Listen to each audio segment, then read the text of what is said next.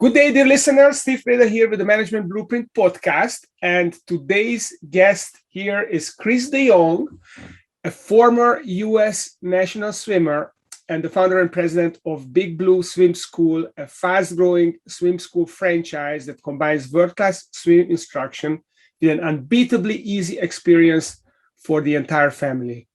So welcome to the show, Chris. Thanks, Steve. It's great to be here. It's exciting to have you.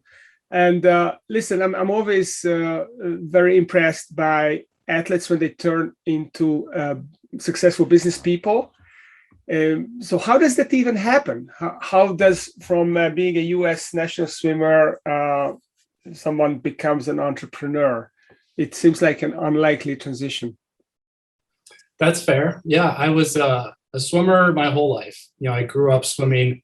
I grew up in Michigan. My dad sold boats at the local marina. My mom taught swim lessons. And so I was just kind of always in the water or on the water. And it's just a part of who I am. So I slowly got into competitive swimming as a kid after a couple of false starts, not really liking it at first, but then starting to like it as I got older. And that just started to develop more and more into a more serious commitment as a competitive swimmer. Went on to swim through high school and through college, and then even for a while professionally post-college. As you mentioned, I was on the U.S. national swim team for about 9 years, and just missed the U.S. Olympic swim team in 2004, and then again in 2008.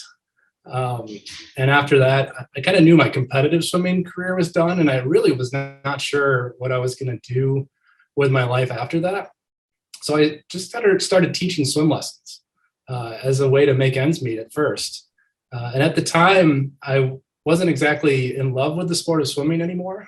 I think I was about 24, 25. But by starting to teach kids how to swim and sharing, my passion for just being in the water and swimming, it kind of breathed life back into me. And I quickly realized that this is what I wanted to do for the rest of my life. And so one way or the other, I know I'm always going to be involved with swimming or near the water of some sort. And this was just the perfect way for me to build a career out of what was my passion.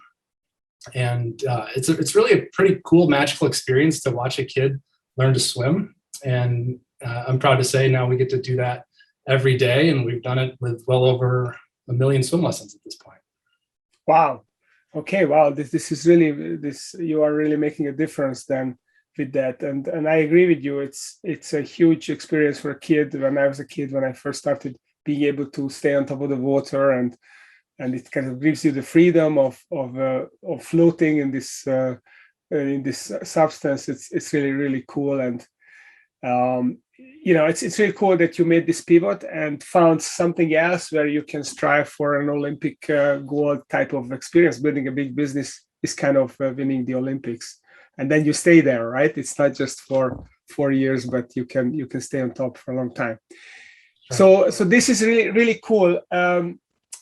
So switching gears a little bit here, you know that the theme of this podcast is the management blueprint and business frameworks. So I wonder what you seem to have had a very intentional approach to building your business. What kind of frameworks have you come across that you found useful and implemented partially or fully in your business? Yeah, that's a great question. I've had a multitude of different influences on me over the years. If I had to narrow it down, I'd say a couple different business books, as well as some mentors and some different even consultants I've spoken with. But one book that sticks out is called Essentialism by Greg McKeown. And that talks a lot about how you really need to be ruthless with your time and shave away the things that don't really matter. Is thinking about your day in, day out routine as a business leader. You really have only a few core responsibilities, and you need to focus your time on those. Those are really the essential functions of being a leader. And as a leader of a business, that really comes down to hiring the team and then making sure you don't run out of money, really, at the end of the day. So obviously a lot more responsibilities come up after that. But when hiring the team, that also means keeping the team, making sure that they feel motivated and engaged and happy, and that they have the right structure around them to go succeed.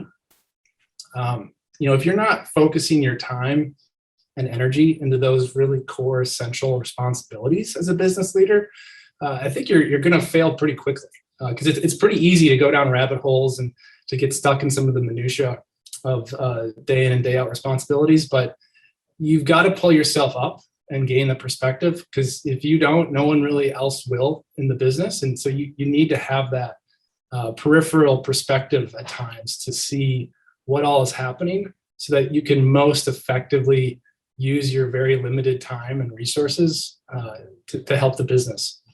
So in that regard, the essential functions of a business leader, in my mind, really do boil down to those two things of just managing your cash and hiring the team. Mm-hmm. But when it comes to hiring the team, like I said, you also have to make sure that they're engaged and motivated. Another book that's been influential for me is a book called It's Your Ship by Michael Ebershoff.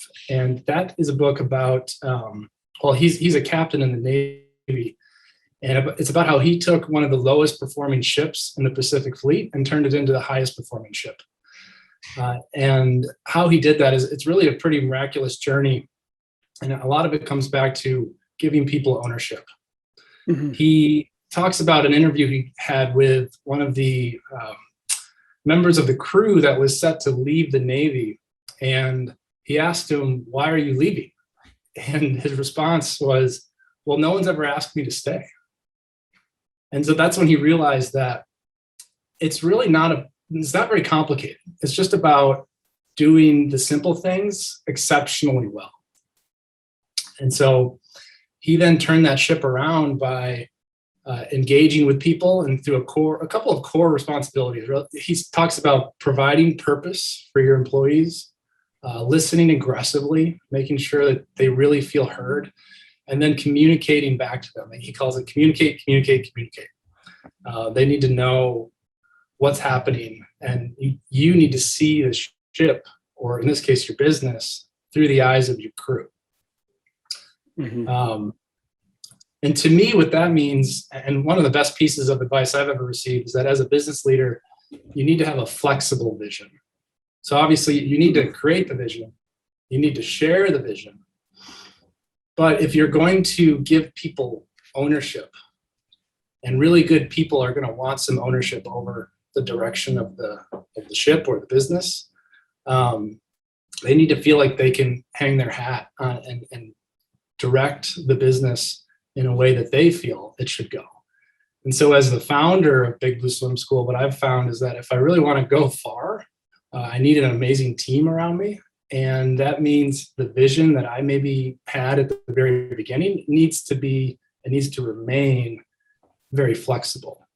And if it's unbending, then great people are just not going to want to work here. And you really do want to be able to say that great people are lining up to want to work with you, and they're lining up to want to work at your business.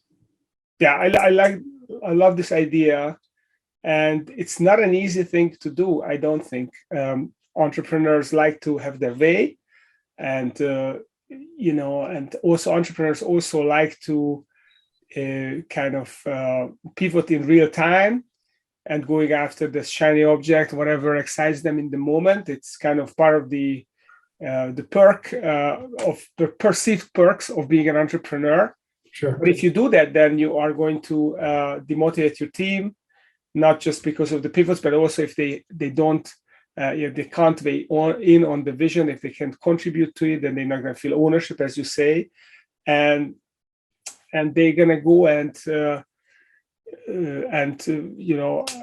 fulfill their potential elsewhere. And that's the biggest loss that you can have, because this is exactly the kind of people you want to keep, that have the potential and the vision. They've got this entrepreneurial energy, and they can keep them in the organization by allowing them to contribute. That is a huge bloom. The other thing I'd like to reflect is in essentialism that you talked about, which is so true. And few people realize that making decisions is all about saying no to things. It's cutting off a decision is cutting things off, and it's a very painful process because you all the time you have to hold yourself back from doing this and that, the other, and just limiting your involvement. And I recently read a book from Jeff Bezos, and he talks about even the number of decisions. You have to limit that, because as a CEO of a company, you don't have to make 25 decisions. You just have to make 3 or 4 really good decisions every day, and your work is done. And how do you make those decisions, and how do you keep yourself in the best possible mental frame so you can do those? That's really, really critical. Yeah, you look at a guy like Jeff Bezos and just how incredibly productive they are, and how ruthless he has to be with the efficiency of his time. It's really pretty incredible to think about managing an organization of that size. You have to get really good at asking the right questions and providing the right framework to be able to ask those questions. Another piece that's been really influential on me was an article I read in the Harvard Business Review called "When Should a Process Be an Art, Not a Science?" It's written by 2 guys, Joseph Hall and Eric Johnson. And they talk about different processes and systems in the book. You have mass processes where everything needs to turn out exactly the same, like production of a car. And then another process they talk about is called mass customization. And a third process is called craft systems. Mass customization being, where you do the same process every time, but things come out a little bit different every time. And that's a good thing. Imagine like making a sandwich at a sub shop, and it's a little different every time, and the customer accepts that and actually embraces it.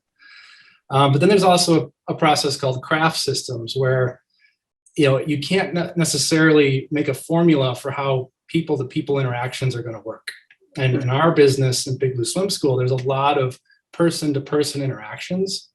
So in a craft system, we do a lot of training on how you're going to engage with a customer in an organic, fluid manner, but still produces very consistent, positive results. And so knowing as a leader when to use a mass process, mass customization, or craft system is really the real challenge. They also talk about a fourth system, which is a broken system. And this is where I try to really be efficient with my time, is how to diagnose a broken system. And it really comes down to 3 core questions in my mind. Is you either have a systems problem, a management problem, or a training problem. Pretty much everything comes back to those 3 things, right? And if you ask yourself, is there a process in place that can be followed? And the answer is no, well, then you clearly have a systems problem. But oftentimes that's not the case. So if you ask yourself, is there a system in place that can be followed but is not being followed? And the answer to that is yes, then you probably have a management problem and you need to dive into fixing that issue. And the third question would be, is there a system but employees don't know how to use it? In that case, if the answer is yes, then you probably have a training problem. And so if you put all the issues that come to you through that lens, that filter, you can be much more efficient with your time, because oftentimes, I can't tell you how many times people come to me with something they've noticed that they think is a big systems issue, and we need to create a whole new process. And I say, wait a second, let's really kind of dive in here and understand things. And oftentimes it is a management or training problem. But had we tried to go fix a whole new system, it would have been a really inefficient use of everyone's time, including my own. So when you can more properly diagnose problems by asking the right questions, which is something I continue to try to get better at every day, then you can get more and more efficient and get back to the whole idea of just being able to execute the essential tasks as a business leader. Yeah. I mean, I agree with you. This is basically the Socratic method of asking questions and letting the people who are the closest to the problem to figure it out. Sometimes they're too close to it. That's true. Mm-hmm. Then, you can help them or brainstorm with other people who see it from different perspective. But definitely having them figure it out and own the solution, they're going to be much more motivated to fix it. and they're going to learn in the process to fix their own problems, so they're not going to bring next time to you. Yeah, that's really cool. I like your framework of looking at systems, the problem, whether it's a system problem, management problem, or a training program. Gino Wickman in the entrepreneurial operating system, he talks about the follow by all checklist, which is basically making sure that everyone, so you documented your system or your process. You want to make sure that everyone who touches it is trained, that you measure the execution. Often you put it on a scorecard or a scoreboard, and then you manage the execution. And if it doesn't work, if it's broken, then fix the problem, and then update the system and make sure that new people are trained. So there's kind of this cyclical process of maintaining the system, and not just putting it in the drawer and then reviewing. Yeah. It's a rinse, wash, repeat system of diagnosing and fixing, and that's really what the day comes down to a lot of times. Yeah, that's really cool. So let's talk a little bit about Big Blue Swim School and what makes it special. And one of the things that you mentioned to me in the pre-interview was that what you really pay attention is the voice of the customer and advocating for the voice of the customer. So what do you mean exactly by the voice of the customer and advocating for it? What does it look like in the real world? Yeah, I mean, we definitely listen very closely to the customer. We look at reviews from customers, written reviews that come in to us every single morning, and we talk about it as a team. That's a really big part of what has steered the direction of the company. But I'd also say from the very beginning, just to throw one more book out there at you, is another book called The Innovation Stack by Jim McKelvey, who started Square, along with Jack Dorsey. It's a great idea, and it talks about perfect problems, and that at the time they were uniquely positioned to solve what you call the perfect problem because they were the ones to go solve it at the time with their Square card readers. Yep. And he talks about how from the very beginning, what they were trying to do was solve a problem as opposed to offer a service or make a product. Mm-hmm. And I think from the very beginning of Big Blue Swim School, that's been a differentiator for us. We didn't like any of the off-the-shelf software platforms out there, so we built our own software platform, which was basically like starting two companies at the same time. But we knew we needed to do that in order to better meet the needs of our customers. And so in my mind, we have not just been offering a swim lesson, we have been solving a problem for parents and making it easier and easier by creating more and more frictionless experiences, not only in the pool, but also around the entire experience for mom and dad. So you think about just the process of scheduling a swim lesson. When I was a kid, that meant driving somewhere and getting in line and getting your kids signed up to start swim lessons at the local park district. Today, we try to make that really simple by solving that problem for parents and making it easy to sign up online or sign up on your phone and schedule all three of your kids at the same time. So through technology innovation and other efficiencies, we have been solving a problem similar to what Jim talks about in the innovation stack. And it's a big reason why he believes Amazon eventually backed off trying to copy the Squarespace, the Square card reader, because they had such an innovation stack behind them of years and years of developing and solving problems that even Amazon backed off trying to duplicate that. And so that's, I think, a big part of what we've done is building a moat by thinking about the customer first and constantly listening to the customer. And if you're not doing that, you're not really understanding what their pain points are, and you're not in a position to remove them. So from the very beginning and even to present day, we are constantly thinking about what are the problems facing our customer and our employees, and how do we innovate and solve for problems. And that's just a continuous cycle of improvement. Yeah, I love this concept of not trying to build a service or company or a product, but focus on the problem. How do we solve a problem and stay focused on that, and the problem evolves, and then your attention evolves with it. It's definitely a very powerful way of building a great product which the customer wants. So how about improving and evolving with the customer? How do you make sure that you continue to solve the problems? And obviously you solve this problem, and then there's going to be a higher level problem, and then another one. So do you have a process for identifying and kind of prioritizing and solving these ongoing new problems or high level problems that keep popping up?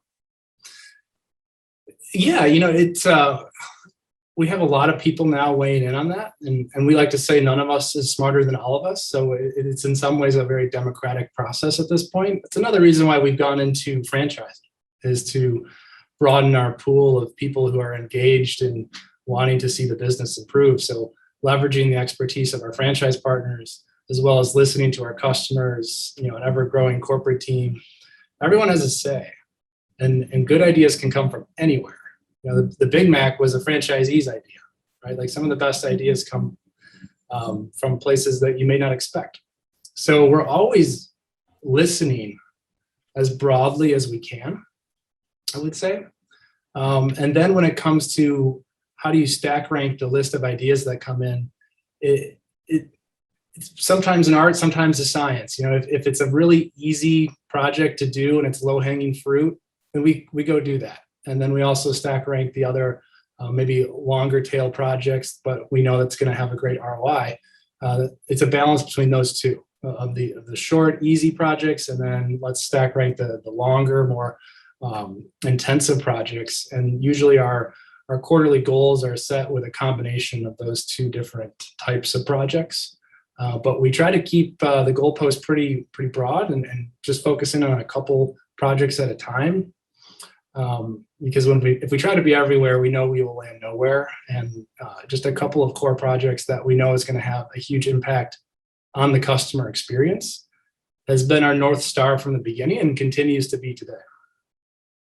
So are you intentional about harvesting the ideas of your community? And now you have a franchise, you have franchisees, and yeah, they are entrepreneurial people. They're going to come up with ideas. So is there a process for capturing these ideas and prioritizing them? Or is it more of an organic thing that if someone is really passionate about it, they're going to push it, and eventually it's going to reach you, and then you're going to consider it? Is there a process? Yeah. So for example, like with our business, we teach swim lessons, right? So a core part of our product is the curriculum. And the curriculum has been evolving since day one, getting better and better. And great ideas on that come from everywhere, mainly from the instructors who are in the water teaching still every day today.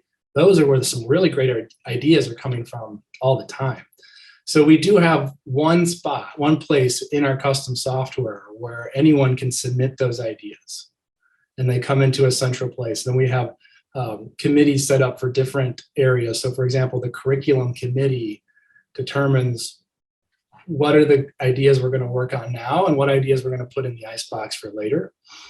And then communicating that back to everyone in the system, both franchise partners and internal partners, and even communicating to customers. So we're listening, we want to hear your best ideas. How can we be better? A lot of our current roadmap has come from customer suggestions on how to improve how we give feedback to customers, for example, of how their kids are progressing through lessons. That was very intentionally driven by going out and talking to customers about their experience, which I love doing. That came, our current quarter's work is influenced by a conversation I had 2 years ago with a customer in one of our lobbies about specifically progress and what that meant to her as a mom. So yeah, we're always trying to make that intentional effort to go listen to customers as much as we can, as well as use our own intuition of what we think they're going to want. Okay, yeah, that's cool. So what about franchising? How did that idea come about that you would turn yourself into a franchise organization? And what do you feel are the success factors to become a successful franchise? Yeah, we were almost 10 years old as a brand before we decided to go into franchising. And I think that really benefited us a lot because we spent 10 years refining the unit model and refining a lot of the processes that we were just talking about before we felt ready to scale this more broadly across an entire nationwide system of franchises. Being a franchisor has its own pretty long list of responsibilities that you don't really want to be adding to by still trying to develop a unit model. So if you're going to go into franchising, I would recommend spending some time prior to franchising of perfecting the in-store experience, perfecting your core processes, and before you really feel ready to do that. And for us, it was a process, but it wasn't until about 10 years in that we really felt like we knew exactly what we were doing, how we wanted to do it, and what the plan was to go execute. And even today, we're still evolving and getting better. But the fact that we gave ourselves time to develop the concept and develop the customer experience and keep investing in our software, our custom software that helps power Big Blue Swim School. I think that's been a big part of why we've had pretty rapid growth on the franchise front over the last 2 years since we started selling franchises.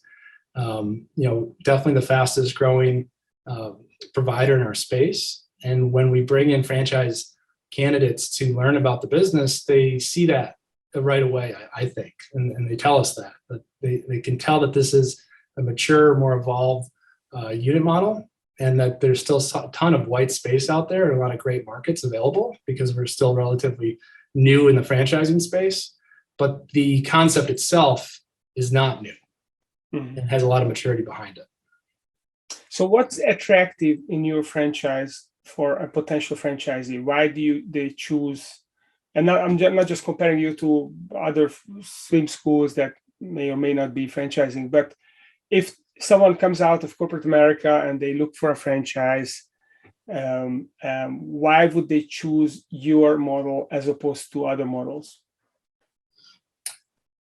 That's a great question. So, the swim school concept has been around for a long time. I like to say the best business ideas always hide in plain sight, right? So swim lessons have been here for a long time, and likely they always will be. And what the unit model has going for it is that swim lessons actually stand to benefit from the more macro trends happening in the economy, such as what Amazon is doing to traditional retail. A swim lesson would be very difficult to automate, and you can't outsource it. You have to come and you have to do it. And you need to get your kids trained in water safety. I have a 3 and a 5-year-old, and for my wife and I, it's just non-negotiable. Now, if the kids want to get into tennis or soccer, we'll let them go do that and support them. But it's non-negotiable that they have to learn how to swim. And a lot of parents feel the same way. So there's a staying power to the concept that a lot of other franchise concepts can't really advertise, that people just intuitively understand right away as they learn about the business. What's that?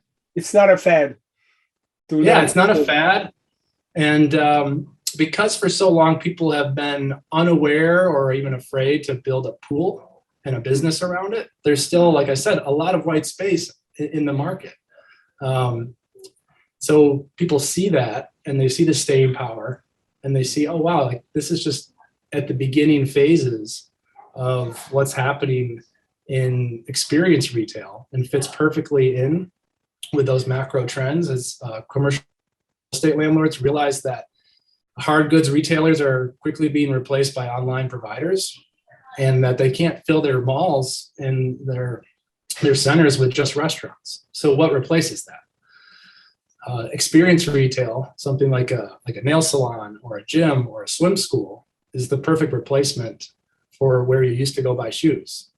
And it's also very conveniently located. So if you think about families, kids come with SUVs and minivans. And so we like to be very conveniently located with lots of ample parking for families. And the typical well-located strip mall gives us the perfect positioning to go do that. So we see a great run over the next 10 years of at least and into the future of being one of the first swim schools to provide an experience in line with the expectations of a millennial parent. Yeah, I love this idea of filling the mall with experiences, and I've been a little bit concerned about how malls become deserted. As retailers, they go out of business, especially during COVID. It's accelerated, but there's this online trend, which is a much longer term trend that is vacating malls from retail shops. But there you have the experiences can fill the void, and then the mall, it becomes actually more fun rather than less fun. I really like that vision. This is really cool. So we are getting close to the time, but before we wrap up, I really like to ask you something that you mentioned in our pre-interview, which really hit a chord with me. You said that you really feel that diversity is a lever in your business. So what did you mean by that? And please speak to that concept a little bit. Oh, it means a couple different things to us. Embracing our differences is a core value to our company. We're very much a mission and values driven company. And like I said, that core value of embracing our differences, I believe, has been a strength of ours from the very beginning. I think I touched a little bit on the diversity of experience and expertise that franchising offers us by leveraging the expertise and different backgrounds of all of our different franchise partners. But also to just embracing a culture that accepts everyone for who they are, regardless of race, gender, identity, orientation. None of that matters at Big Blue Swim School. And the fact that we see beyond that and actually very much welcome it, I believe strengthens who we are as an organization, makes us smarter, makes us more nimble, makes us more aware of the trends happening in society. And at the end of the day is very much the right thing to do. So it's been a core part of who I am as a person, but also who I hope Big Blue Swim School would become. And I'm proud to say today that I believe that it absolutely does embrace that core value. It's something we try to live up to more and more and get better at every day. Nothing's ever perfect, but it's a huge part of who we are. And I credit a huge part of our success to being open to and embracing the things that make us different, because it's a really important part of life. Can you tell me a couple of practical ways where it actually improves business? So I understand the philosophy, and I think it's very laudable that you want to embrace this concept and you want to show an example. I think that's very cool. Is there a way for it actually to help business, to get you more customers, to maybe attract better teachers? I don't know what that could mean, but how do you see it manifest in Big Blue? Absolutely. I think a lot of businesses right now are talking about culture because, as you know, hiring has been a challenge across all sectors and a lot of different businesses. So I think specifically in the area of hiring for us, the fact that we've built a culture that embraces the differences, as I said, has been a huge net positive for us from a hiring standpoint, because it ultimately creates a culture that is in line with who our employees want to identify with and how they identify as themselves, and where they work to them is an extension of their own identity, and they want the places that they work to reflect their own personal values. And I can confidently, with a straight face, tell them that this is a place that embraces those values. And if you are a person who perhaps sees things differently, then it's very upfront from the very beginning. And I'll tell people, you simply will not meet with success here at Big Blue Swim School if this is not something you're comfortable with. So defending those values and aggressively going after making sure that we live by them every day, has been a big part of, I believe, building a culture that people want to be a part of. And at a time when people have more options, it's very important to do that. I think culture organically arises out of how well a company follows those systems and processes we were just talking about, as well as how well they live their mission and their values every day. And out of that organically arises a culture. And if we can say that we're living by our values every day and we're following the processes that we put in place, it develops a very healthy culture that people want to become a part of, and most importantly, remain a part of long term. Yeah. No, I couldn't agree with more with this. And the reason I'm so interested in this topic is because I come from a part of the world where diversity is kind of not a big topic. And in Central Eastern Europe, or it wasn't up to when I left 9 years ago. And my awareness of it was very low. And, many years ago, I formed a peer group of business leaders in my city where I live in Richmond. And one of the CEOs who was running a big insurance company, he pulled me aside and said, "Hey, Steve, this is a really great group, but have you thought about making it a little bit more diverse?" And I didn't quite get what that meant, but he helped me understand it. And then over time, managed to attract first women and then people of color. And the whole experience became so much richer because we had different people from different backgrounds and races. We had a much wider perspectives on issues. We could go get deeper. We had more vulnerability in that group. We could actually help each other much more, and it became more attractive as well to people outside the group. So ever since I had this experience, I'm looking for, okay, let's just, so there is the moral part of it. I get it, but let's sell also the benefits to a business, actually having that and being better at understanding the customer, attracting great people, and generally providing a better, and culture is an aspect that you highlighted particularly here. So thank you for that. So Chris, we're coming to the end of our time. I really enjoyed our conversation. So if our listeners would like to find out about the Big Blue Swim School, and there are now locations all over the country, where can they find that out? If they want to connect with you, where can they reach out and ask their questions from you directly, perhaps? Where are you? Yeah, you can check us out at bigblueswimschool.com.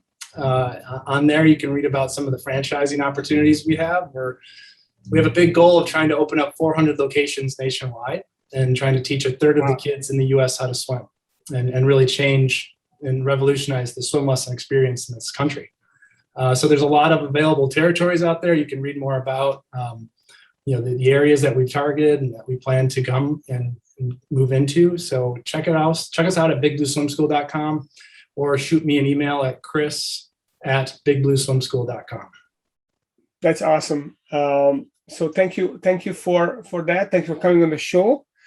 And Chris, and to our listeners, if you enjoyed this show, please don't forget to rate and review us on Apple Podcast. Go and subscribe on YouTube. It really helps us get the show out to more people and have other people listen to these great interviews, such as this one with Chris DeJong. So thank you for listening, and thanks, Chris, for coming to the show. And please stay tuned, because next week we'll have another exciting entrepreneur come and share their ideas about and experiences with management blueprints.